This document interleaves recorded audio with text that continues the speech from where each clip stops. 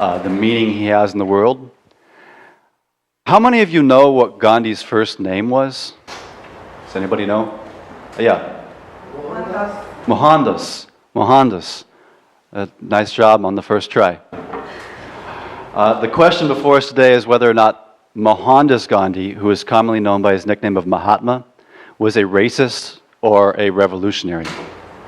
And as we consider this question, I will discuss the environment in which Gandhi lived in India, the topic of his morality, his views on caste, his actions regarding war, and his views and actions regarding race. In order to understand Gandhi's life in South Africa, which Budgen has introduced, we have to first start by tracing his footsteps back from his time in India. As we do that, I want to lay a little bit of groundwork. So first, let's discuss the socio-political culture which prevailed in India at the time in which Gandhi lived. And that was the caste system. As you may know, the caste system consists of 4 primary castes: Brahmin, Kshatriya, Vaishya, and Shudra.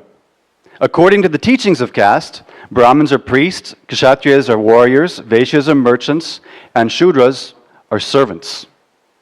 In 1707, an Italian writer living in India named Niccolao Manucci explains the prevalent practice of caste.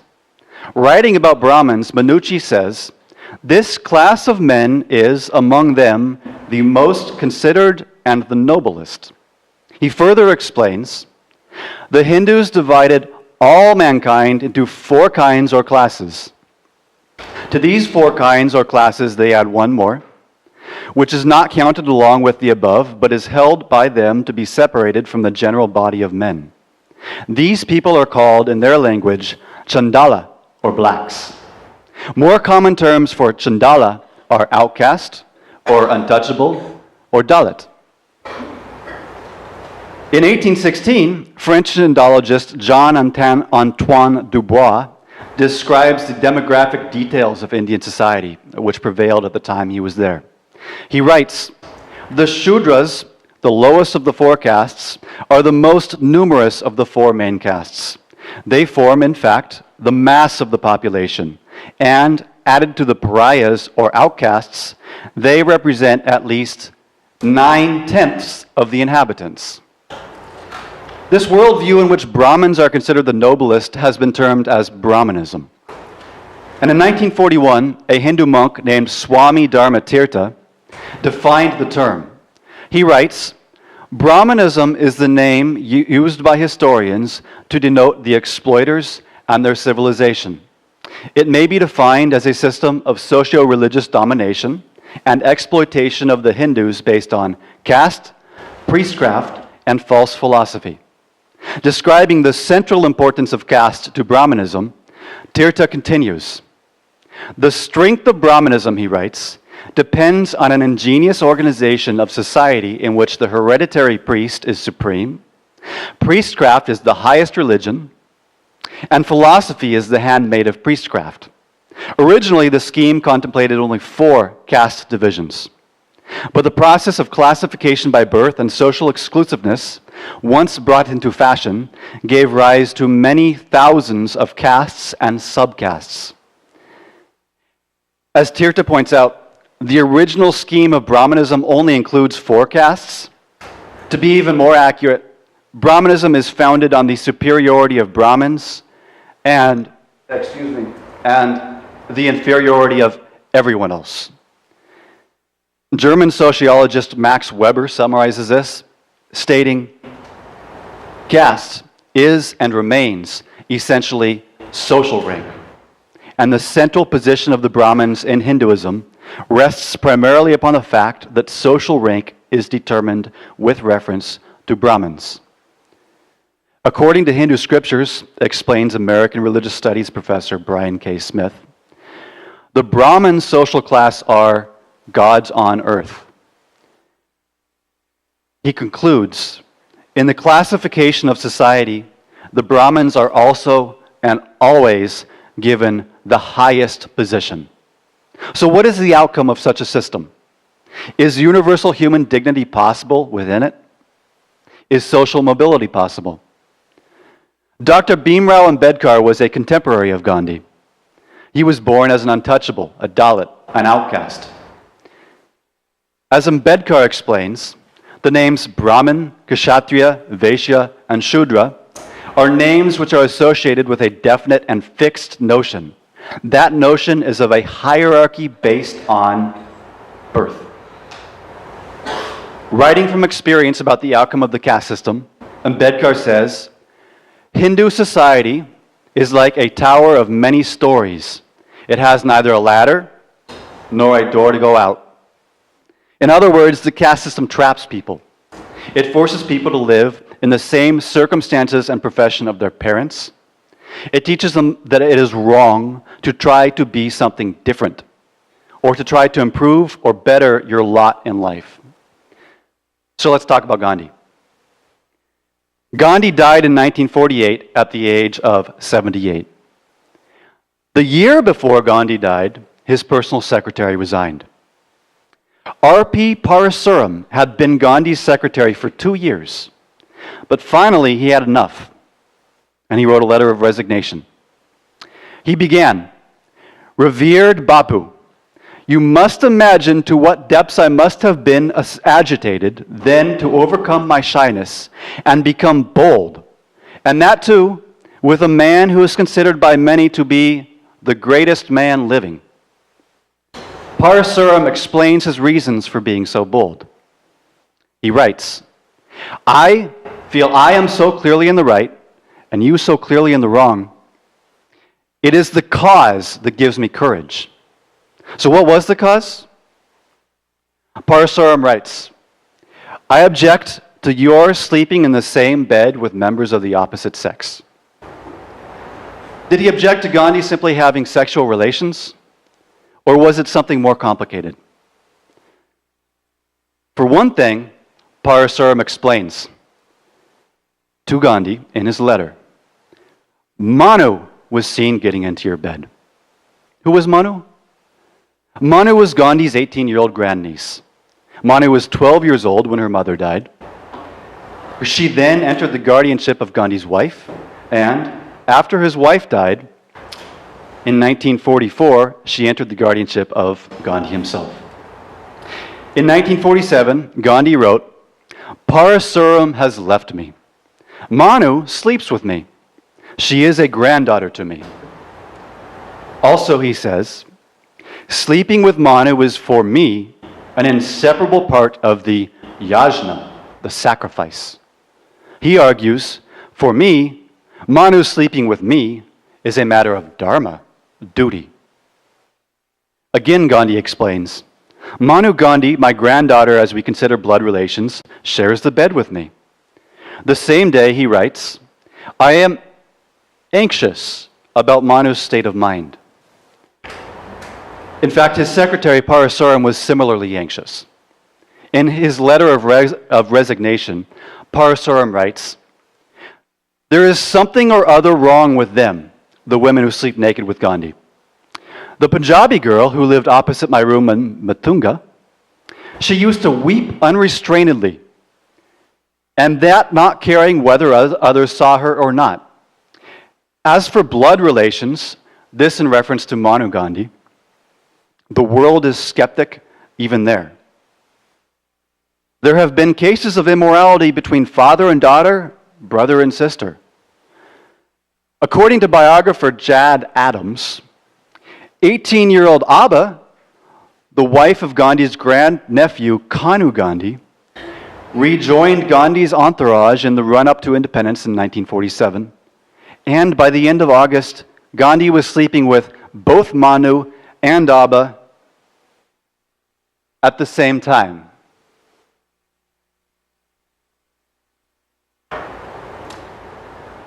Gandhi's reasoning for doing this was that he was engaging in sexual experiments. He had taken a vow of celibacy, and it was necessary for him to test it, he argues. It was necessary for him to test whether or not he was still capable of being aroused after voluntarily choosing to give up sex. Indian feminist Rita Banerjee doesn't buy this explanation. She writes, "I saw Gandhi as a classic example of a sexual predator. A man who uses his position of power to manipulate and sexually exploit the people he directly controls." She agrees with Gandhi's secretary, who worried that there was something wrong with the girls involved. Banerjee explains, "Most angering for me was reading about the psychological and emotional trauma of the girls and women who he used for his experiments, which is what he called those incidents. The word psychotic repeatedly came up in various documents with regards to these women's mental state.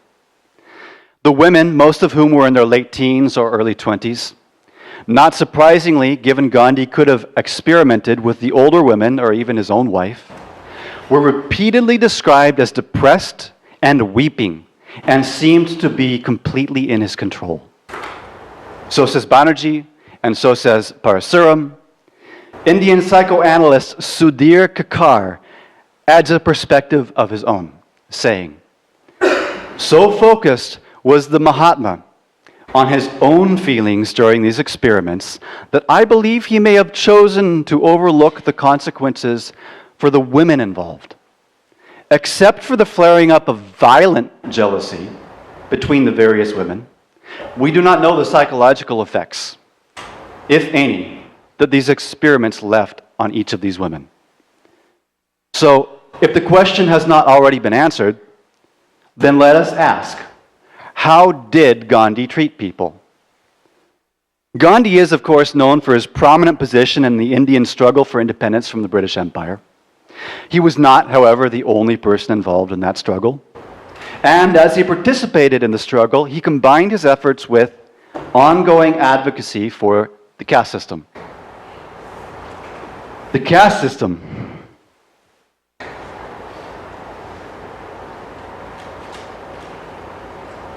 The caste system, in my opinion, has a scientific basis, writes Gandhi in 1933. Expanding upon his claims, he writes, "Reason does not revolt against it. Caste creates a social and moral restraint. I can find no reason for its abolition. To abolish caste is to demolish Hinduism. I don't believe the caste system to be an odious and vicious dogma. There is nothing sinful about it." The previous year, Gandhi had put his principles into action. Gandhi put his money where his mouth was. In September 1932, he began a fast unto death. Gandhi undertook 17 fasts in his lifetime. But his 1932 fast was the first one he ever began in relation to untouchability. He began it to protest the demands of Ambedkar, the untouchable leader who had already spent years organizing a civil rights movement for untouchables. Gandhi, Ambedkar, and others were discussing independence with the British. Ambedkar had a demand. He demanded that the untouchables be given a system of separate electorates. Separate electorates are a form of elections in which, in this case, the untouchables would be allowed a temporary system to select their own representatives within their community, separate from the rest of the population. Gandhi objected. He began a fast, and fearing public backlash, if Gandhi died while fasting, Ambedkar backed down. Earlier that year, Gandhi began publishing a magazine called Harijan and began broadly applying the term to the untouchable community. On the surface, this term sounds uplifting. Harijan means children of God. To us, it may seem like an inspirational designation for downtrodden people. Yet the origin of the term Harijan tells a different story. It was coined in the 1400s by a poet named Narsin Mehta, and he used it to refer to the bastard children of Devadasis, temple prostitutes within the Hindu practice. Ambedkar, who was educating, agitating, and organizing for civil rights for the untouchables, was himself born as an untouchable. He had the support of millions of those within his own community. And yet Gandhi, who was born into a Vaishya caste, the third of the four castes, which was considered a privileged, a moneyed, and an upper caste, says in 1931, I claim in myself, in my own person, to represent the vast mass of untouchables. So, while English-speaking people know of the caste system, English-speaking people know of it as the caste system. The actual Sanskrit term is Varna Shrama Dharma. The word Varna is often used synonymously with caste, and the key concepts of caste include three things. One, a person is born into the same caste as his parents, his grandparents, his great-grandparents, ad infinitum. That is, caste is hereditary. Two, a person cannot change his or her caste. Three, caste is linked to profession, and the job a person does or is allowed to do is based on their caste. The law of Varna is hereditary. Gandhi agreed with this. Writing in 1927, Gandhi claims, Varna means predetermination of the choice of a man's profession. The law of Varna is that a man shall follow the profession of his ancestors for earning his livelihood. According to caste laws, Brahmins were supposed to be priests, and Shudras were supposed to be servants. But Gandhi argues, a Shudra has as much right to knowledge as a Brahmin, but he falls from his estate if he tries to gain his livelihood through teaching. He who changes profession from time to time for the sake of gaining wealth degrades himself and falls from Varna. Did Gandhi believe in social mobility? Well, let's let him answer that. He says, a Shudra may not be called a Brahmin in this birth, and it is a good thing for him, the Shudra, not to arrogate to a Varna to which he is not born. It is a sign of true humility. The law of Varna is nothing if not by birth. Summarizing his views in 1927, Gandhi writes, Brahmanism is synonymous with Hinduism. Gandhi certainly appears to embrace the idea of the practice of hereditary caste. In 1920, he writes, I believe that one acquires one's caste by birth. One who is born in a Brahmin family dies a Brahmin. Was he, however, a progressive who believed that barriers between castes should be knocked down and people of every background should embrace one another in love no matter what caste they may have been from? Also in 1920, Gandhi writes, the prohibition as to dining with or marrying a person of another Varna or another religion is an essential protective fence for its culture put up by Hinduism. But did Gandhi change? Did the younger Gandhi treat his fellow humans differently?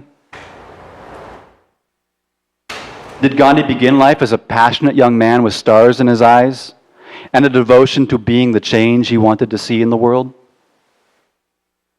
Before Gandhi settled in India, he lived and worked for 21 years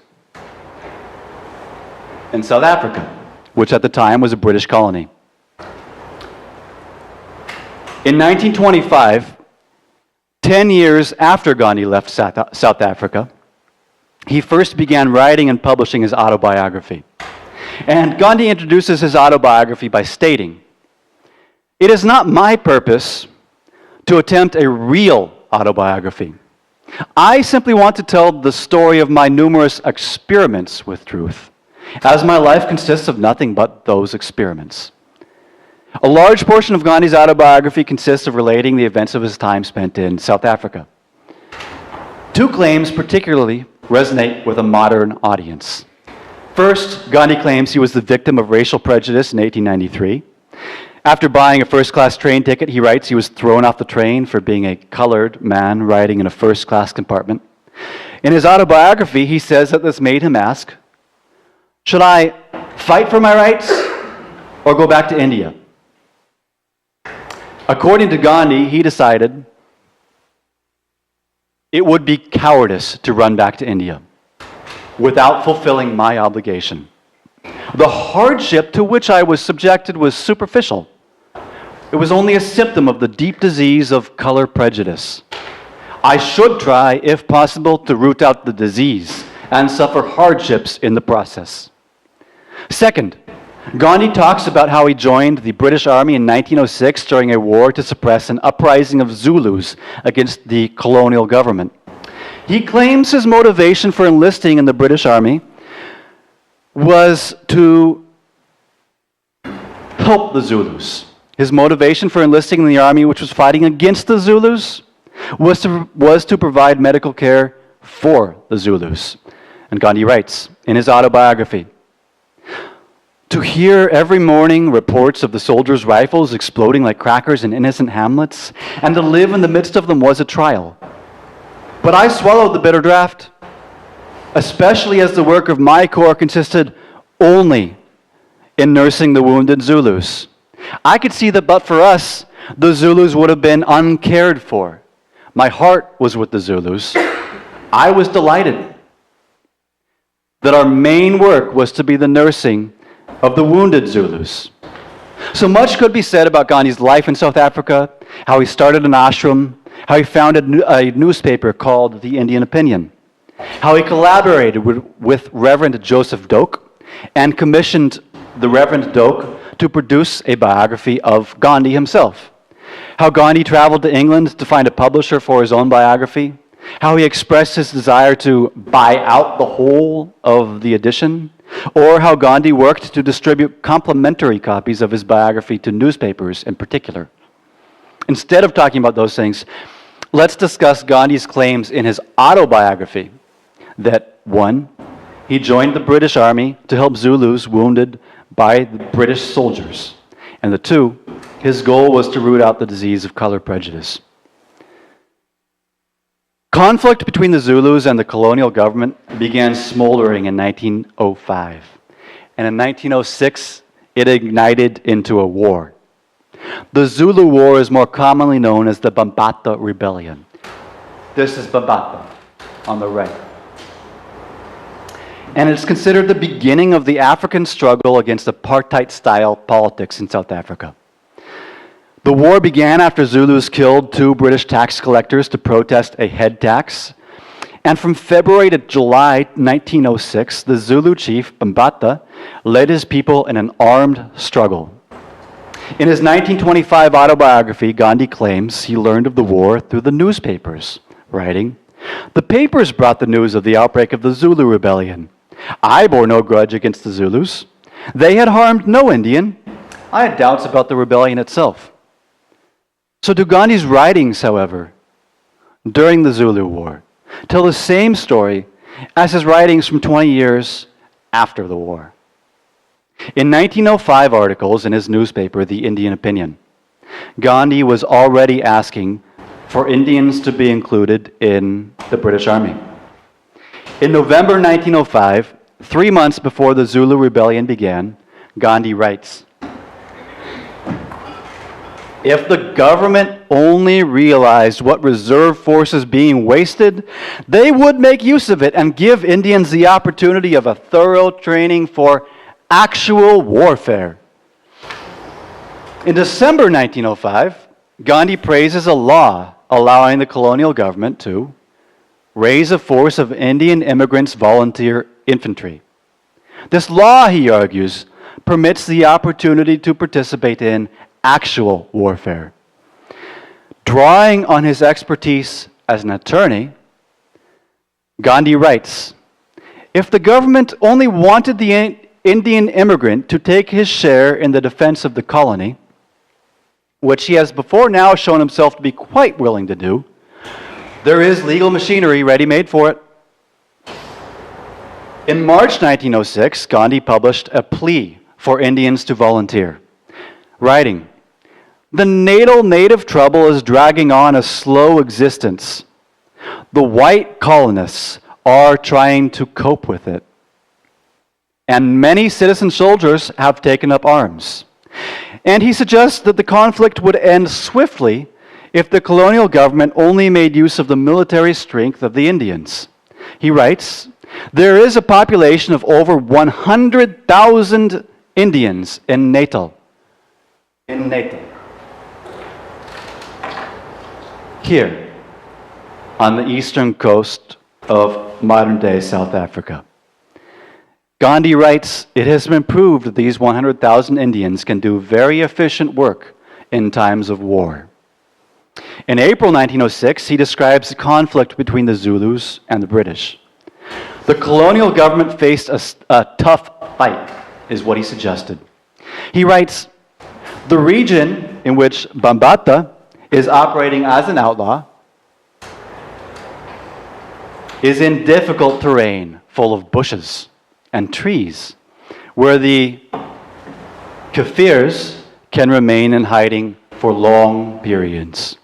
To find them out and force a fight is a difficult job." After painting this picture, Gandhi then asks, "What is our duty during these calamitous times in the colony?" And he answers his own question. "It is our duty to render whatever help we can. If the government so desires, we should raise an ambulance corps. We should also agree to become permanent volunteers. The common people in this country keep themselves in readiness for war. We too should contribute our share." Again, in April 1906, Gandhi complains about the criminal folly of not utilizing the admirable material the Indian community offers for additional defensive purposes of the colony. The right move, he argues, was to train Indians to fight.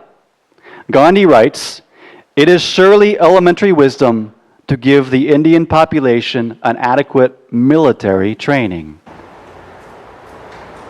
Finally, in May 1906, Gandhi writes an appeal for Indians to volunteer.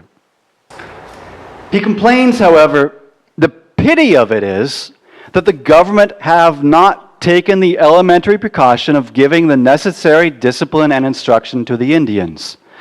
It is therefore a matter of physical impossibility to expect Indians to do any work with the rifle.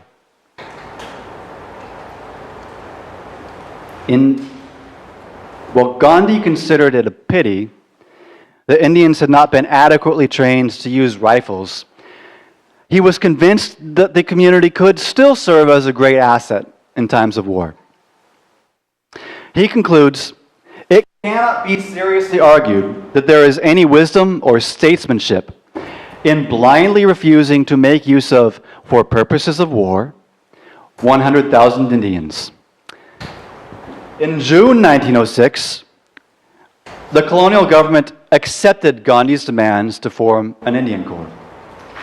And as Gandhi writes, acceptance by the government synchronizes with the amendment of the Firearms Act providing for the supply of arms to the Indians. Although the Indian Corps was formed as a temporary body, Gandhi was still not entirely satisfied. He explains, "Should Indians be assigned a permanent part in the militia, there will remain no ground for the European complaint that Europeans alone have to bear the brunt of colonial defense."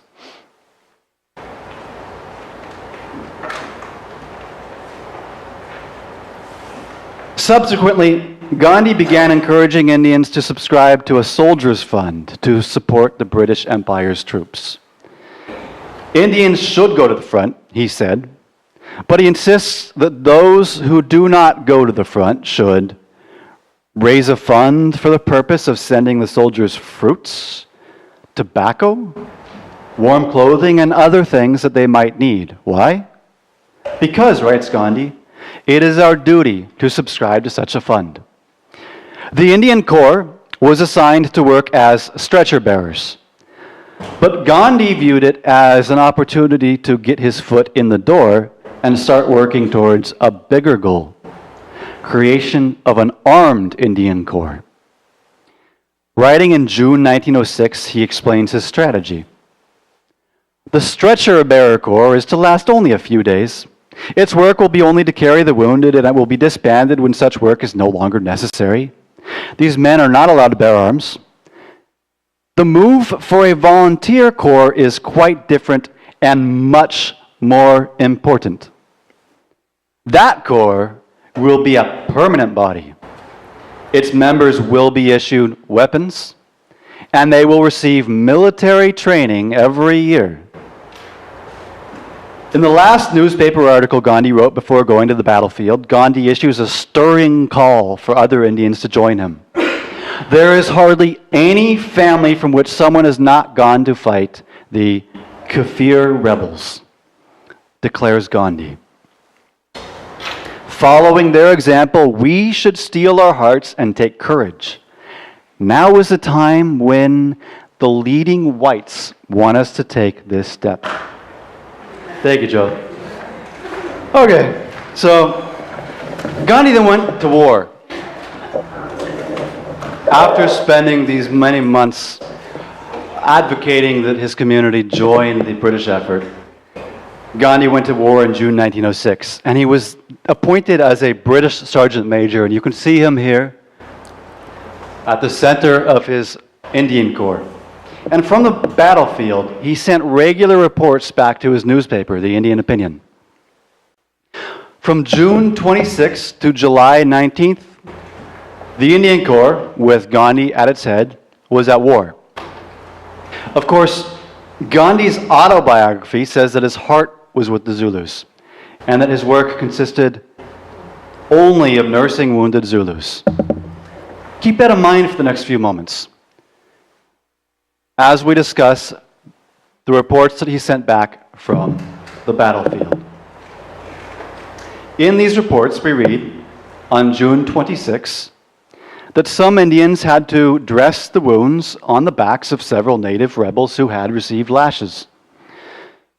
On June 27, the Corps had to take a stretcher to carry one of the British troopers who was dazed, and also assist in treating a wounded trooper and others who had received slight injuries. On June 28th, the Corps had to take a British private whose toe was crushed under a wagon wheel. On July 3, Gandhi says, we had a narrow escape. When we met a Kafir who did not wear the loyal badge. He was armed. However, we safely rejoined the troops. On July 10, after narrowly escaping from a Zulu who did not wear the loyal badge, Gandhi reports, we finished the day with no Kafirs to fight. The Corps did, however, help one wounded Zulu, and Gandhi reports, a Kafir, being a friendly boy, was mistakenly shot by a British trooper. He was badly wounded and required carrying. On July 11, Gandhi reports that the Indian Corps was assigned about 20 Kafirs to help us. Describing his experience working with the Zulus, he states, the natives in our hands proved to be most unreliable and obstinate. Without constant attention, they would as soon have dropped the wounded man as not. Shortly after, the war ended. The outcome of the Zulu War was a British victory, with 36 British dead. On the Zulu side, as many as 4,000 were killed, 4,000 were flogged, and 7,000 were imprisoned.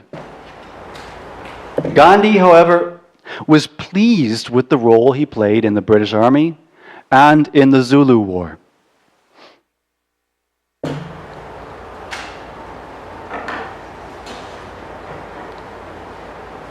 Which one would you like? That's good. Thank you. In 1906, in August 1906, the month after the war, after leaving the battlefield and returning home, Gandhi reports, members of the Corps were all untrained and untried men. They were called upon to do responsible and independent work. and to face danger unarmed. Indians, he insists, had proved themselves capable of actual warfare. And so, writes Gandhi, if the government would form a permanent ambulance corps, I think that special training is absolutely necessary and that they should all be armed for self-protection. Perhaps Gandhi's decision to participate in the war against the Zulus can be understood in context of his opinion of the black Africans. In November 1906, 3 months after the war, Gandhi claims that there are evident and sharp distinctions that undoubtedly exist between British Indians and the Kafir races in South Africa. Throughout previous years, he detailed his opinion. In 1905, when the colonial government allowed Africans to attend the same school as Indians, Gandhi writes, "The decision to open the school for all colored children is unjust to the Indian community," and he asks that the school will be reserved for Indian children only. Earlier that year, he claims that Indian labor is in high demand because the Kafirs are of no use, and the Kafir hardly works. In 1904, when the government was allowing Africans to share neighborhoods with Indians, Gandhi complains in a letter to the government, "The town council must withdraw the Kafirs from the location." About this mixing of the Kafirs with the Indians, I must confess I feel most strongly.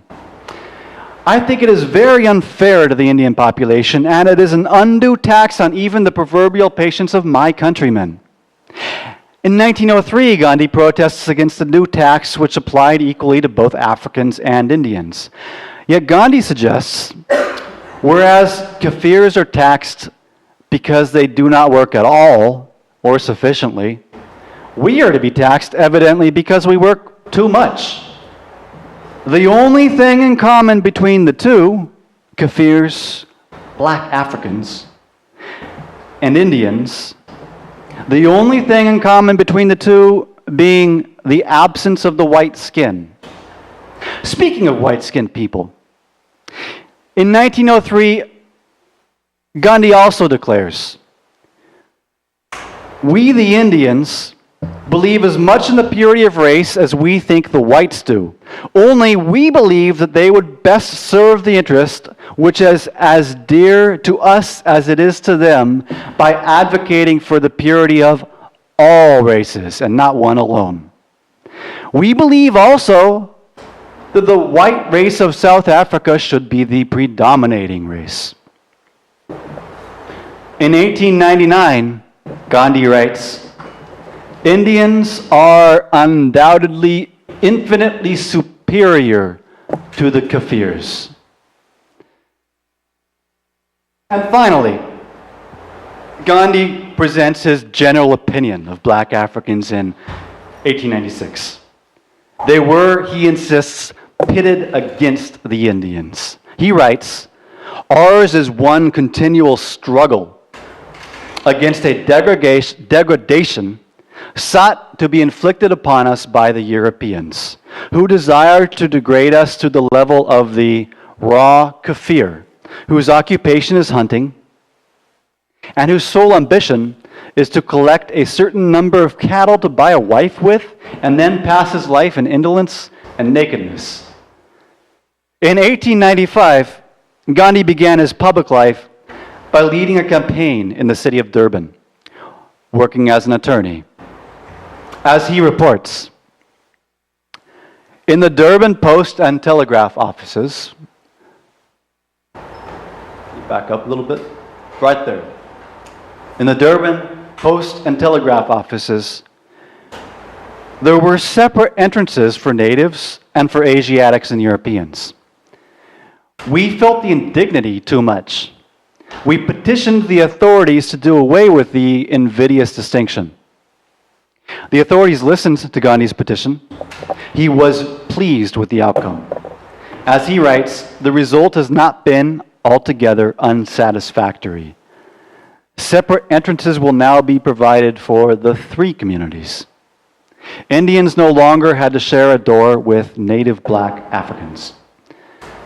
In other words, fulfilling Gandhi's request, Indians and black Africans were racially segregated. Did anyone recognize these actions during Gandhi's lifetime? Gandhi was nominated for the Nobel Peace Prize on 5 occasions during his lifetime. 4 during his lifetime, 1 the year of his death. The first nomination came in 1937, and the Peace Prize Committee's advisor explains why Gandhi was rejected for the Nobel Peace Prize. Writing, "One might say that it is significant that Gandhi's well-known struggle in South Africa was on behalf of the Indians only, and not of the blacks whose living condition was even worse." What about his time in India, however? Didn't Gandhi evolve? Whatever he may have done in South Africa, didn't he struggle for freedom in India? Indian author Arundhati Roy offers a perspective on these questions. And as she points out, caste is not the same as race, but casteism and racism are both forms of discrimination that target people because of their descent.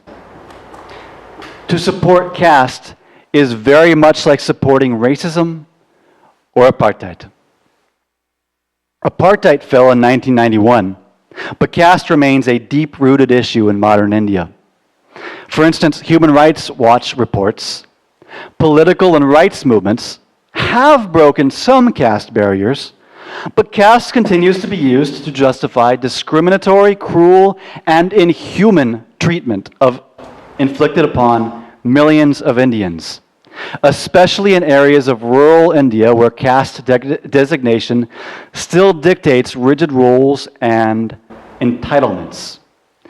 As Arundhati Roy asks, how is it that the practice of caste in India, this most brutal mode of hierarchical social organization that human society has ever known, has managed to escape scrutiny? Perhaps to answer that question, we must ask questions about Gandhi. Thus, Arundhati asks, how is it that one of its most ardent supporters has come to be seen as a saint of the modern world? The contention is that Gandhi changed his mind later on. He didn't really. Right to the end of his days, he believed in Varnashrama Dharma. In a 1955 interview, Ambedkar talks about the issue for which Gandhi is best known, campaigning against untouchability. According to Ambedkar, who was born as an untouchable, all this talk about untouchability was just for the purpose of making the untouchables drawn into the Congress. That was one thing.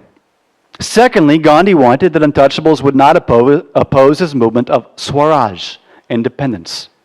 I don't think beyond that he had any real motive of uplift. He wasn't like Garrison in the United States, who fought for the Negroes. Was Gandhi nevertheless a Mahatma, a great soul? Did the good he did far outweigh the bad? Ambedkar responds to that question rather bluntly. He was never a Mahatma, and I, says Ambedkar, refuse to call him a Mahatma.